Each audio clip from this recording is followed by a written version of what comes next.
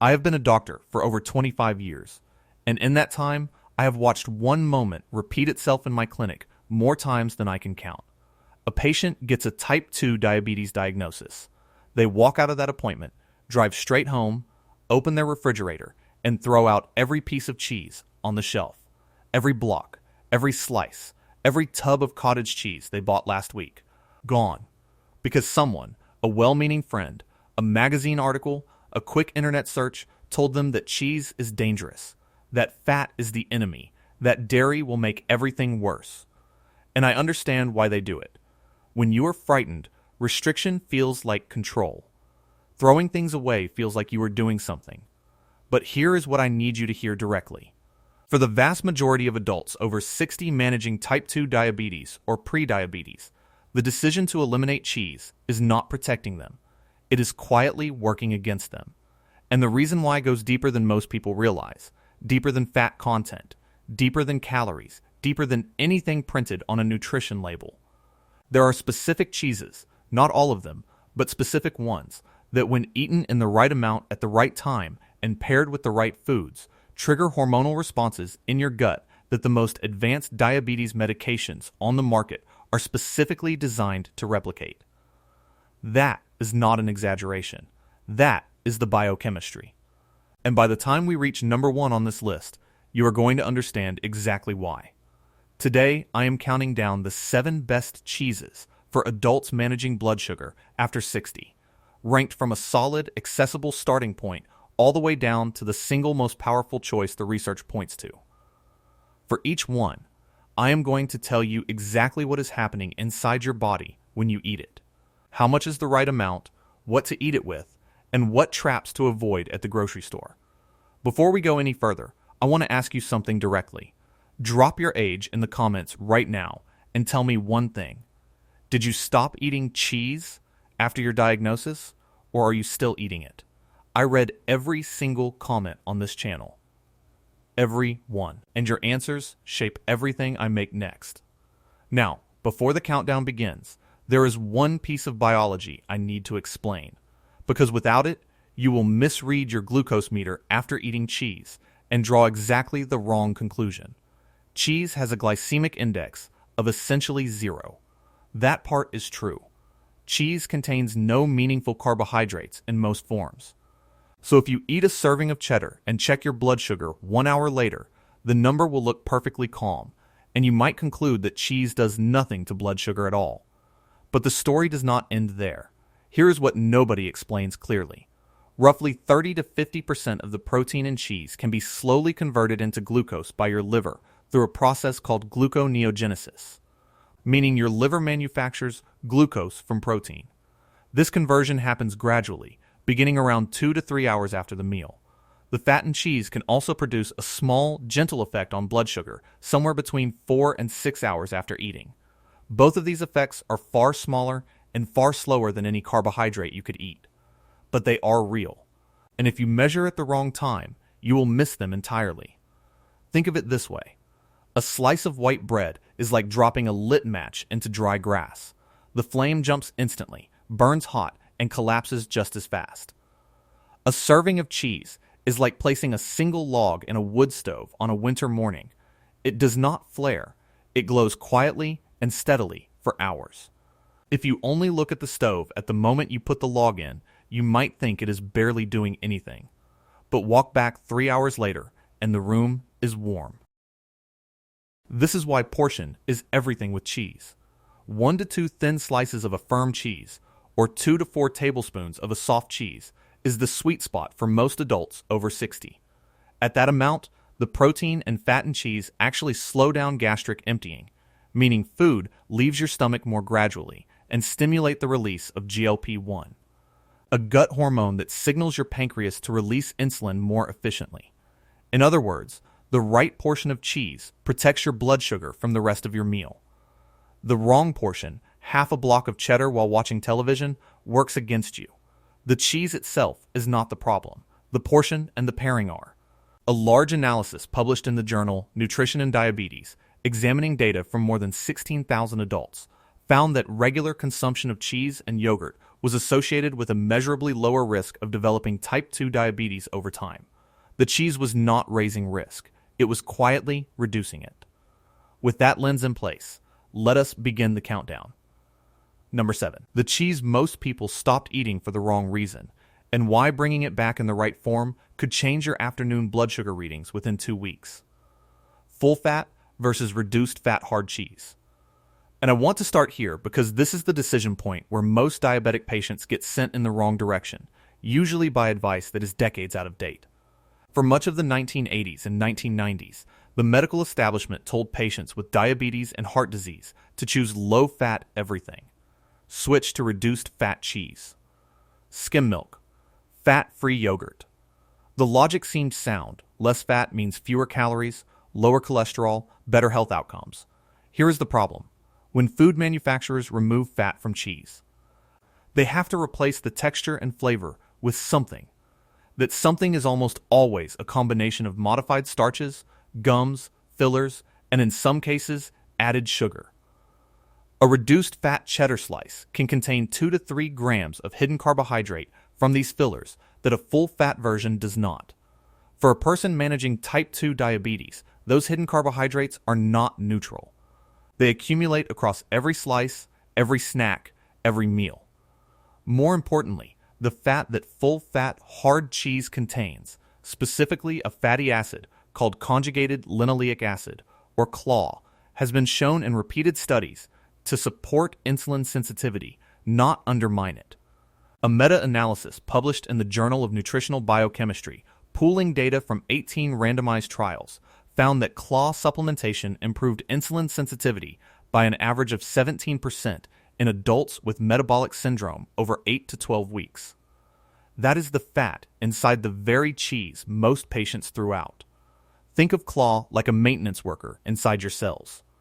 Every day, it does quiet work, keeping the insulin receptor on the surface of your cells clean, functional, and responsive.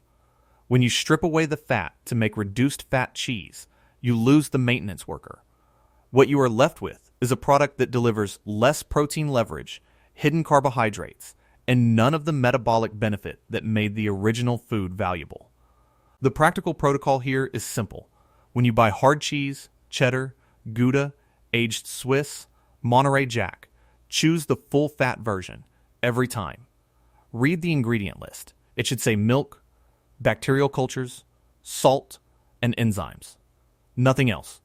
If the ingredient list runs to a paragraph, put it back on the shelf. 1 to 2 thin slices, about 30 grams, is your serving. Eat it before the carbohydrate portion of your meal, not alongside or after. The protein and fat arriving first changes how your gut processes everything that follows. Pair full-fat hard cheese with a small handful of raw walnuts. Walnuts contain alpha-linolenic acid, an omega-3 fat shown in research from Harvard-TH, Chan School of Public Health, to reduce the systemic inflammation that drives insulin resistance. Claw from the cheese working on insulin receptor sensitivity, plus omega-3 from the walnuts reducing inflammatory interference, 2 separate pathways covered in one small pre-meal snack. And speaking of gut bacteria, number 6 is the cheese that works directly on the microbiome in a way that no hard cheese can match. If you have been dealing with unpredictable blood sugar swings despite careful eating, this next one may explain exactly why. Number 6. Fresh mozzarella, the probiotic cheese that feeds the gut bacteria your aging body is quietly losing. Here is something most doctors and patients rarely discuss together in the same conversation. The trillions of bacteria living in your large intestine are not passive bystanders in your blood sugar regulation. They are active participants. They produce compounds that communicate directly with your insulin receptors, your immune system, and your inflammatory pathways. And after 65, that bacterial community begins to collapse. Researchers at the University of Bologna studying gut microbiome changes across aging found that adults over 65 show a significant reduction in lactobacillus and bifidobacterium species. The beneficial bacterial families most closely linked to healthy glucose metabolism compared to adults in their 30s and 40s. This microbial decline is not just a digestive issue, it is a blood sugar issue. As beneficial bacteria decrease, a specific compound called butyrate, a short-chain fatty acid they produce, also decreases. And butyrate has been shown in research from the Weizmann Institute of Science in Israel to directly support the beta cells in your pancreas, the very cells responsible for producing insulin. Think of butyrate like a maintenance fund for your insulin factory.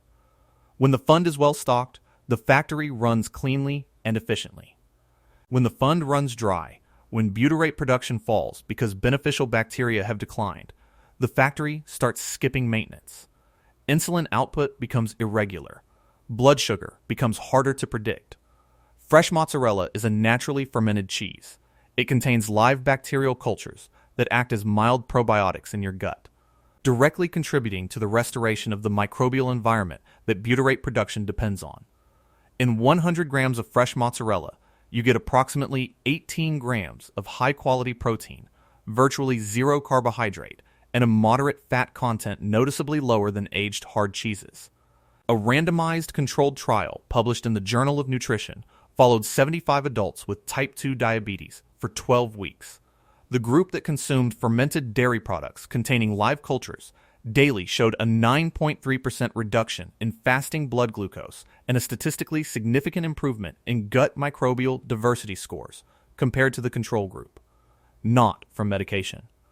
From consistent exposure to live bacterial cultures and food, here is the protocol. 50 to 80 grams of fresh mozzarella, the kind sold in a ball submerged in water or whey in the refrigerated section, 3 to 4 times per week. Eat it at lunch, not as a late-night snack, because your digestive system processes probiotic foods most efficiently when it is active during waking hours. The classic pairing is sliced tomato, fresh basil, and a drizzle of extra virgin olive oil. That combination, fresh mozzarella with olive oil, delivers probiotic bacteria alongside oleocanthal, the anti-inflammatory compound in olive oil, which has been shown to reduce the gut inflammation that crowds out beneficial bacteria in the first place. One warning: not all mozzarella is created equal. The rubbery shrink wrapped blocks sold for pizza toppings are a different product entirely. They undergo a different processing method that destroys the live cultures. Look for the words fresh mozzarella and check that it is stored in liquid. If it is dry and plastic wrapped, the probiotic benefit is gone. Number 5 is where things start to get genuinely counterintuitive, because this next cheese is one most people would look at in the grocery store and think that cannot possibly be good for a diabetic, and they would be wrong. Number 5, cottage cheese, the blood sugar stabilizer that works not through what it does to your glucose, but through what it stops your hunger from doing 3 hours later. Here is the honest truth about blood sugar management that nobody talks about plainly enough. Most of the glucose damage in type 2 diabetes does not come from the meal sitting in front of you. It comes from the crackers you grab at 3 in the afternoon when real hunger hits and your willpower has been used up. It comes from the extra bread at dinner because lunch was not filling enough. It comes from the cereal bowl at 10 at night because your last meal did not hold you.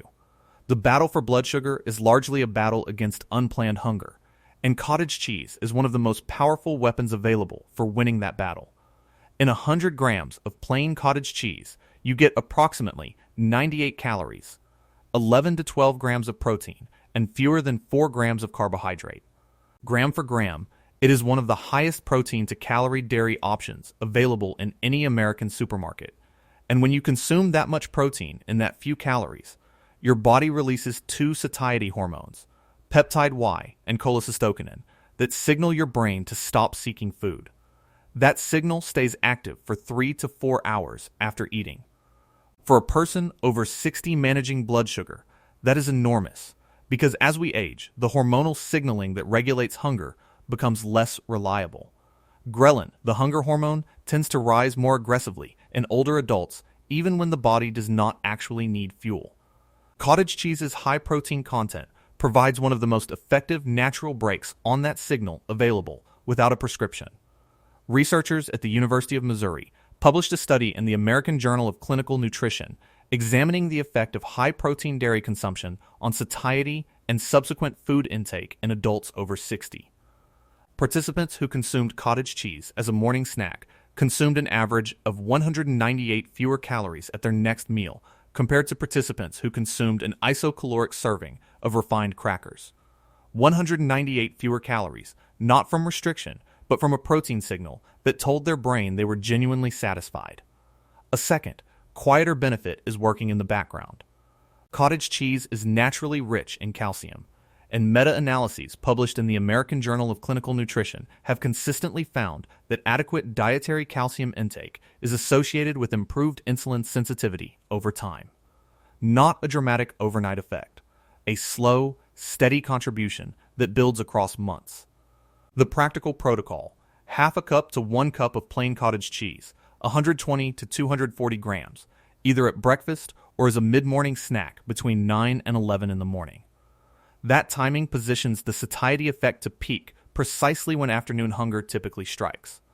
The trap at the grocery store with cottage cheese is significant, and I want to be very direct about it. Plain cottage cheese is your ally. Cottage cheese mixed with pineapple chunks and syrup, or peaches floating in fruit juice concentrate, is not. Those sweetened versions can carry 18 to 20 grams of added sugar per cup, which completely cancels every benefit I just described.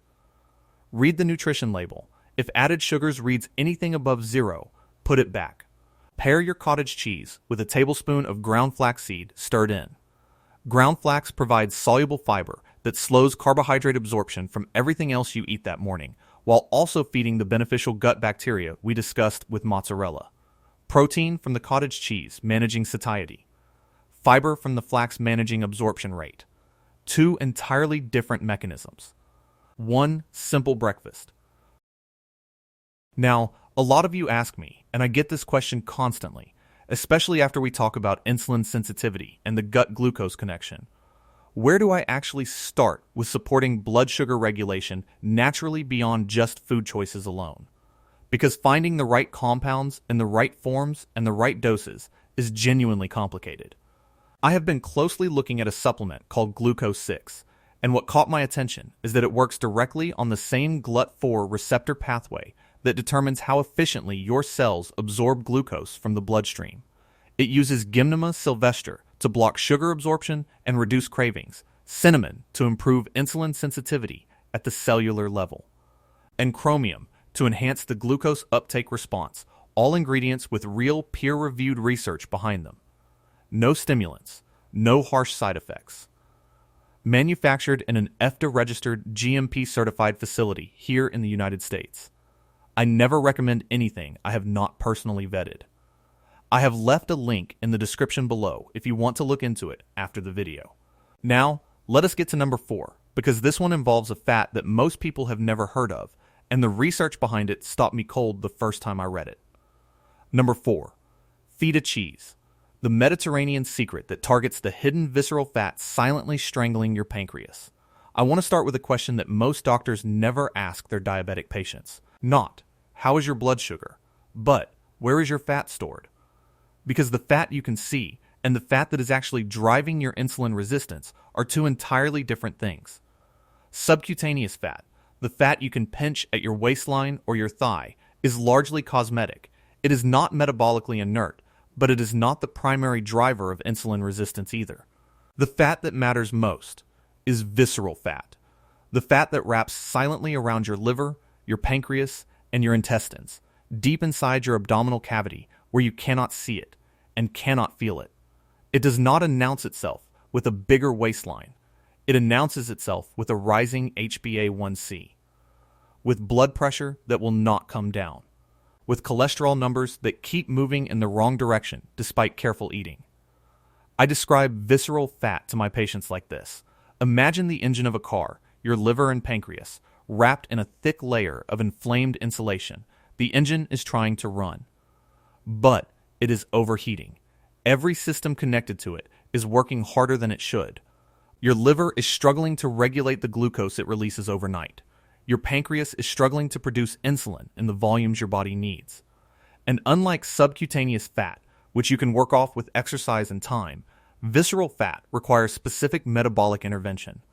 Food choices are one of the most powerful tools available. This is where authentic Greek feta becomes extraordinary for this audience. Authentic feta, the kind protected by European Union law that must be produced from sheep's milk or a blend of sheep and goat milk, contains significantly higher concentrations of conjugated linoleic acid than cow's milk products. And claw, the same fatty acid I mentioned at number 7, has been studied specifically for its effect on visceral adiposity, the clinical term for visceral fat accumulation.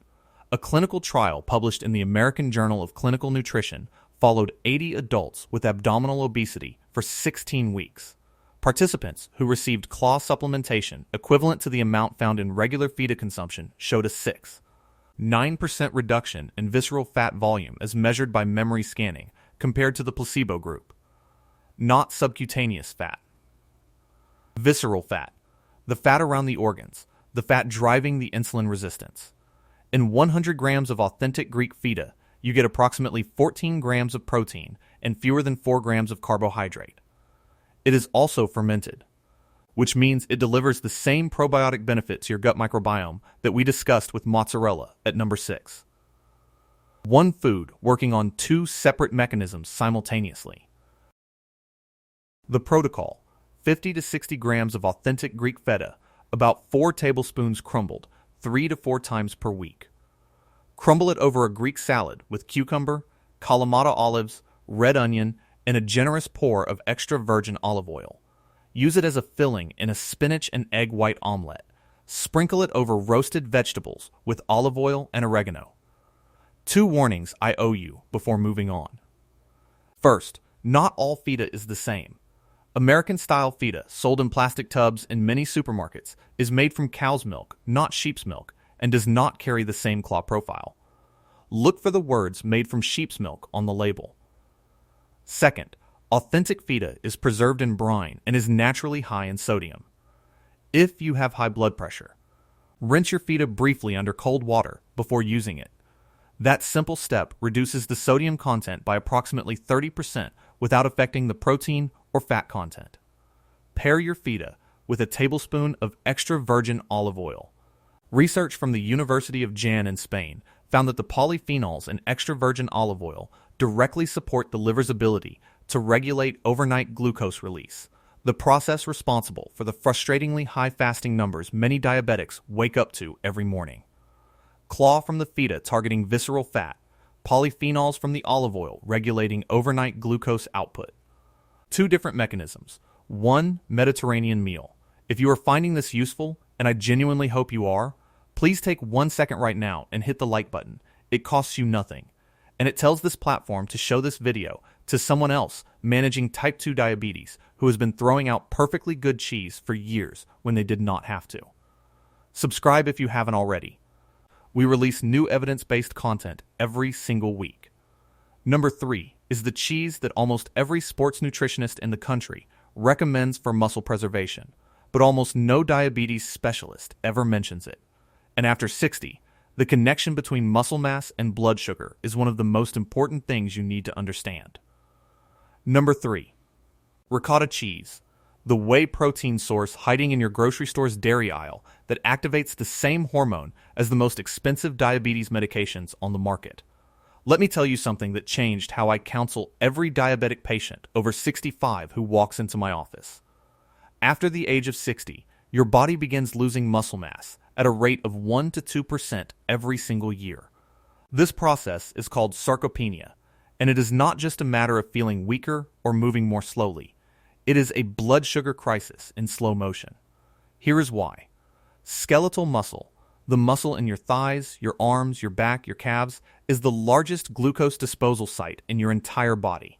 After every meal you eat, the majority of the glucose that enters your bloodstream is meant to be absorbed by muscle cells and used or stored as glycogen. When your muscle mass declines, that disposal capacity shrinks. The same amount of glucose from the same meal now has fewer places to go. It stays in the blood longer. Your meter reflects that. Your HbA1c reflects that. And no medication fully compensates for a body that has lost its primary glucose storage system. Think of it like a city's water reservoir shrinking. The same amount of rain keeps falling, but the reservoir keeps getting smaller. Eventually it overflows, not because the rain changed, but because the storage capacity was lost. Ricotta occupies a unique position in the cheese world because of how it is made. Most cheeses are produced from the solid curds of milk, the casein protein fraction. Ricotta is made from whey, the liquid that remains after curds are separated. This single difference in production method means that ricotta delivers whey protein, not casein. And whey protein and casein behave very differently inside your body. Whey protein is absorbed rapidly. It is exceptionally rich in leucine, an amino acid that serves as the primary trigger for muscle protein synthesis, meaning the process by which your body builds and repairs muscle tissue. But leucine's role does not stop there. It is also one of the most powerful natural stimulators of GLP-1 release in the human gut. GLP-1, glucagon-like peptide 1, is the incretin hormone that signals your pancreas to release insulin in response to food, and that slows gastric emptying to flatten the glucose curve after meals. It is the exact same hormonal pathway targeted by semaglutide, the active ingredient in Ozempic and Wegovy, and tirzepatide, the active ingredient in Mounjaro. Your gut produces this hormone naturally. Leucine-rich whey protein from ricotta stimulates it to do so.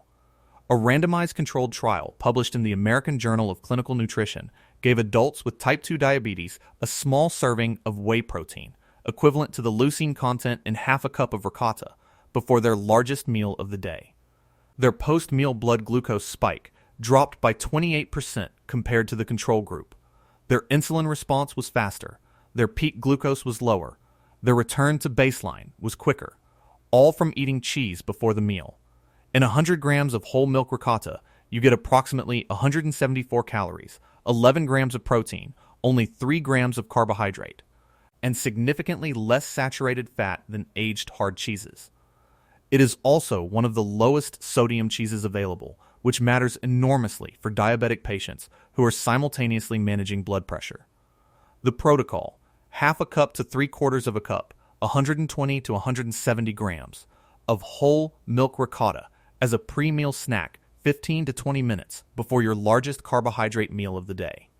Stir in fresh herbs, basil, chives, parsley, a pinch of sea salt, and a drizzle of olive oil to make it genuinely pleasant to eat. Spread it on a small piece of whole grain toast. Use it as a dip for raw vegetables. Or eat it straight from the container with a spoon. I will tell you about a patient I will call Raymond. 71 years old, a retired civil engineer from Denver, Colorado. Raymond had been managing type 2 diabetes for 11 years. He was disciplined, he exercised, he watched his carbohydrates. He took his medication without fail. But every afternoon around 4 o'clock, he experienced what he described as hitting a wall: shaky hands, foggy thinking, desperate hunger, and blood sugar readings that swung unpredictably between his 3 o'clock check and his pre-dinner check. We made one change: half a cup of whole milk ricotta with fresh herbs eaten 20 minutes before his dinner, which was his highest carbohydrate meal. Within 6 weeks, the afternoon crash had disappeared. His pre-dinner readings had stabilized to a range he had not seen in years. His hand tremors were gone. He came back to my office and said, "I have been fighting this disease for over a decade, and a spoonful of cheese did more in 6 weeks than anything else I've tried." That is the GLP-1 response working. That is his body doing what it was designed to do, given the right signal at the right time. Synergy tip: pair your pre-meal ricotta with a pinch of Ceylon cinnamon, not the cassia variety most people have in their spice cabinet.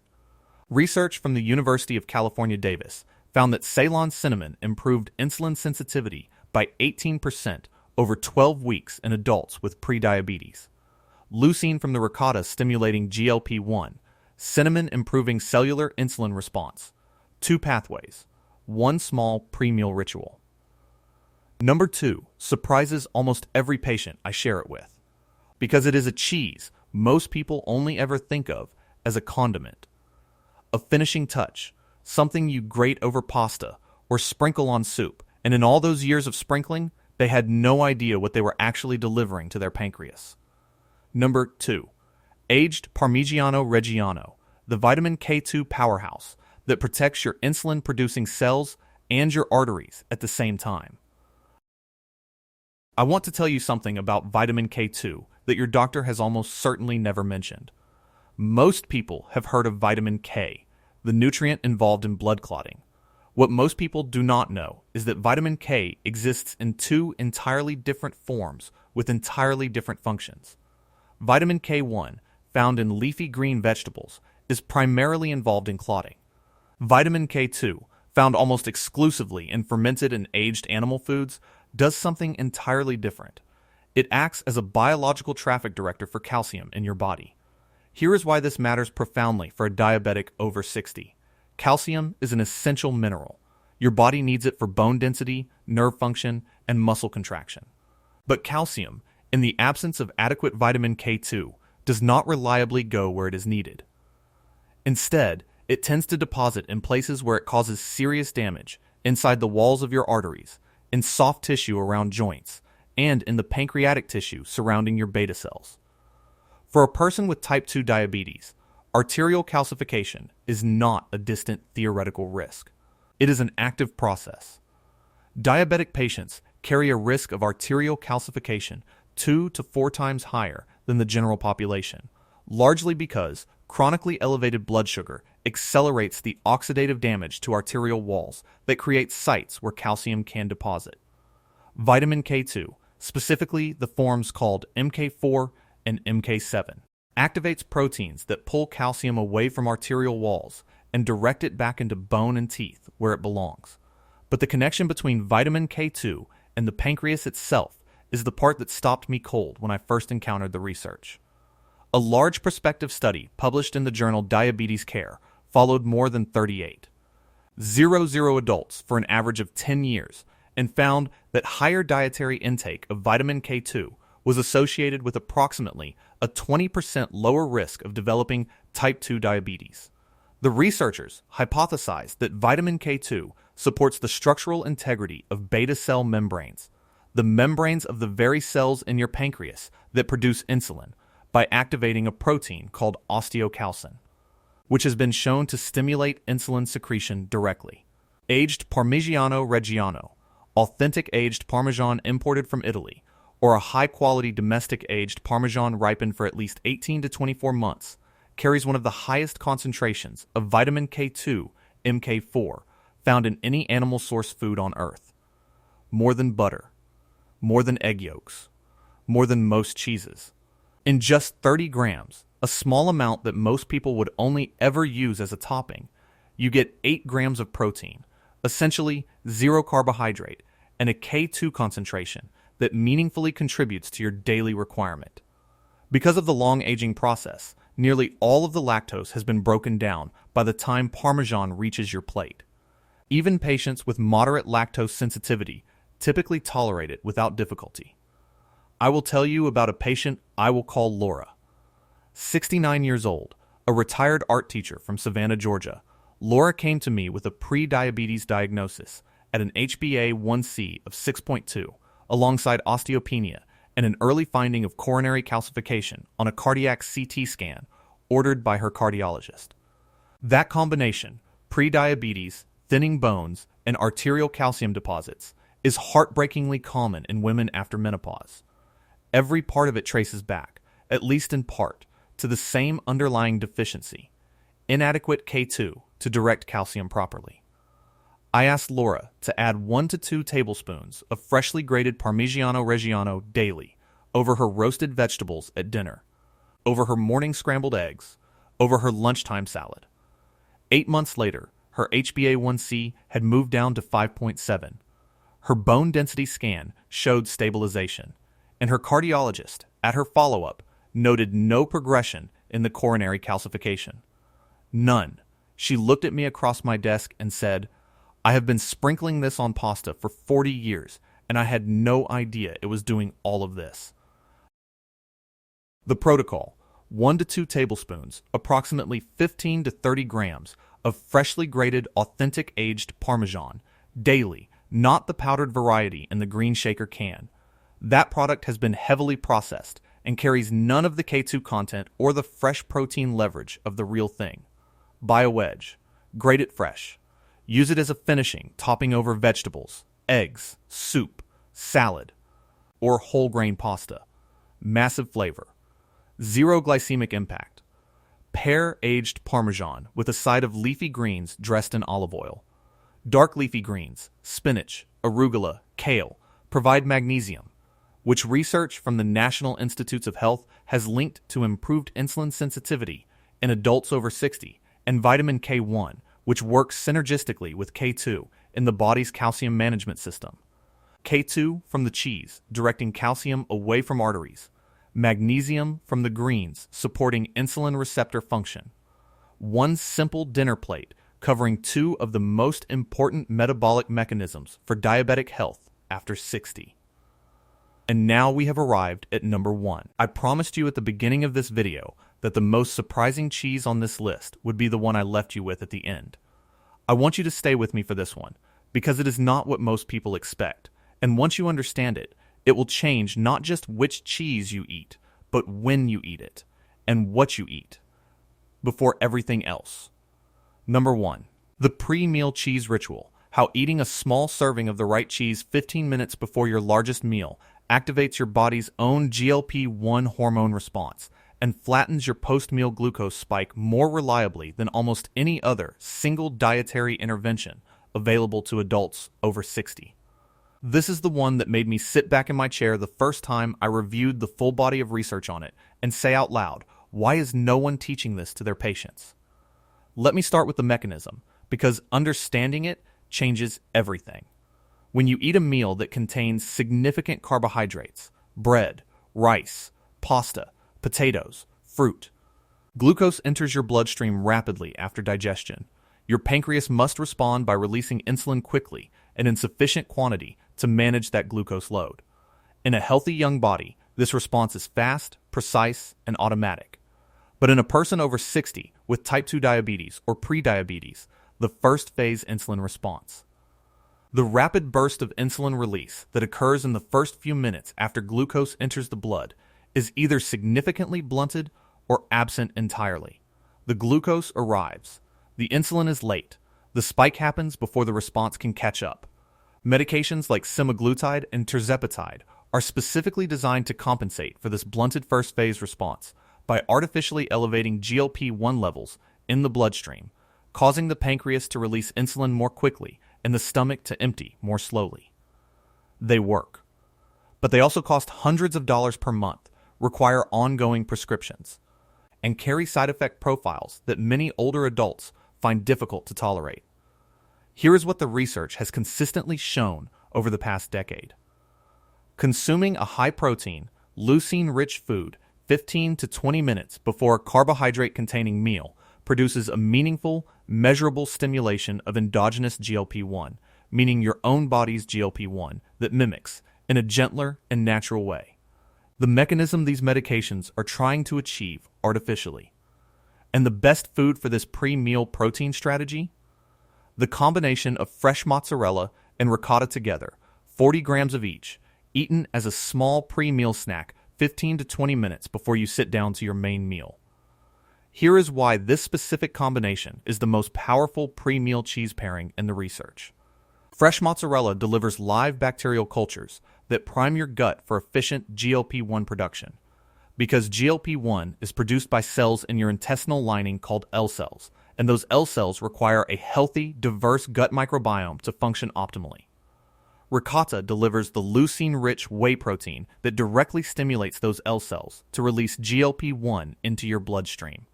One food prepares the gut environment. The other food activates the response. They work on sequential steps in the same biological pathway. A landmark study published in Diabetes Care followed 23 adults with type 2 diabetes who consumed a whey protein preload before a mixed meal for 12 weeks. Their average post-meal glucose peak was reduced by 32% compared to the control period. Their first phase insulin response was measurably faster. Their HbA1c at the end of the 12 weeks had dropped by an average of 0.5 percentage points. In clinical terms, that is a meaningful, significant improvement without changing a single ingredient in their actual meals, only what they ate before. A separate study from Lund University in Sweden found that the combination of fermented dairy and whey protein consumed before a high glycemic meal reduced the glycemic index of that meal by up to 28% in adults with impaired glucose tolerance. The meal itself did not change. The pre-meal ritual changed how the body processed it.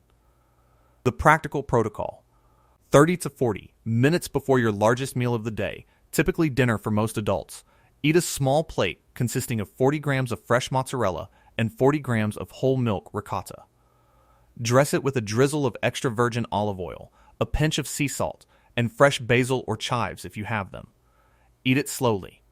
Give your gut time to begin the GLP-1 signaling process before the carbohydrates from your main meal arrive. This protocol costs less than $1 per day. It requires no prescription, no injection, no pharmacy trip, no complex meal planning, just a small plate of 2 cheeses, eaten with intention, before the meal that matters most. Let me tell you about Eleanor. 76 years old, a retired high school principal from Memphis, Tennessee, Eleanor had been living with type 2 diabetes for 14 years when she first came to see me. She was not careless about her health. She exercised 5 mornings a week. She tracked every carbohydrate. She took her medication without fail. And still, every single evening after dinner, her glucose readings climbed into the 190s and 200s. She told me she had stopped enjoying meals because every dinner ended with a number that frightened her. She had started eating less and less because she was afraid of what would happen to her meter if she ate a normal-sized dinner. We changed nothing about her actual dinner. Same portions, same foods, same medication. We added one thing, a small plate of fresh mozzarella and ricotta with olive oil, eaten 20 minutes before she sat down to eat. At her 8-week follow-up, she brought in her glucose log and laid it on my desk without saying a word. Post-dinner readings, 138, 141, 129, 145, 133, a full 50 to 60 points lower than where she had been. She looked at me and said something I will carry with me for the rest of my career. She said, "For 14 years I have been afraid of my own dinner table. You just gave it back to me." That is the GLP-1 response working. That is her body doing what it was designed to do, given the right signal, at the right time, from the right food. Synergy tip. On the days you use this pre-meal ritual, also consume a small amount of apple cider vinegar, 1 teaspoon stirred into a small glass of warm water alongside your cheese plate. Research from Arizona State University found that acetic acid in apple cider vinegar slows the activity of an enzyme called alpha amylase, which is responsible for breaking down dietary starch into glucose. When you slow starch digestion by 19 to 20%, which is what the research found, you further reduce the rate at which glucose enters your bloodstream. GLP-1 stimulation from the cheese preload, managing insulin timing. Acetic acid from the apple cider vinegar, managing starch digestion rate. 2 separate mechanisms working in tandem on the same post-meal glucose spike. Let me bring everything together for you now, because I want you to walk away from this video with something clear, practical, and immediately actionable, not overwhelmed, not confused, and not feeling like you need to overhaul your entire kitchen. Here is the complete protocol, simplified. Choose full-fat hard cheese over reduced-fat versions every time.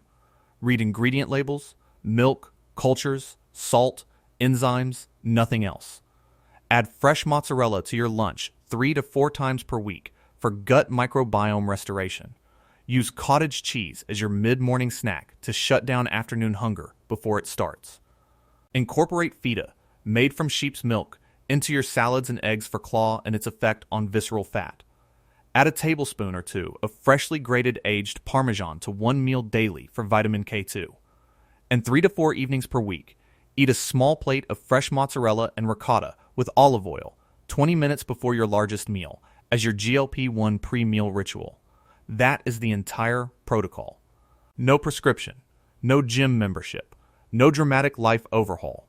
Just a series of small, precise food choices, each one supported by clinical research, that together create a meaningful shift in how your body handles glucose, manages hunger, supports muscle mass, reduces arterial risk, and protects the cells in your pancreas that still produce insulin. I want to say one more thing before you close this video, and I am saying it as a doctor, but also as someone who has sat across from enough frightened patients to know how heavy this diagnosis can feel. Type 2 diabetes does not have to define what you eat. It does not have to mean a life of restriction and fear, and reading every label with anxiety. The science is clear that the choices you make at the grocery store genuinely move the needle. And I have watched patients in their 70s and 80s make changes that moved their numbers, restored their energy, and gave them back a relationship with food that felt like living rather than surviving. You are not too old. You are not too far along. Every single one of the mechanisms I described today is active in your body right now, waiting for the right food at the right time to trigger it. The beta cells in your pancreas that still function are worth protecting. The muscle mass you still have is worth preserving.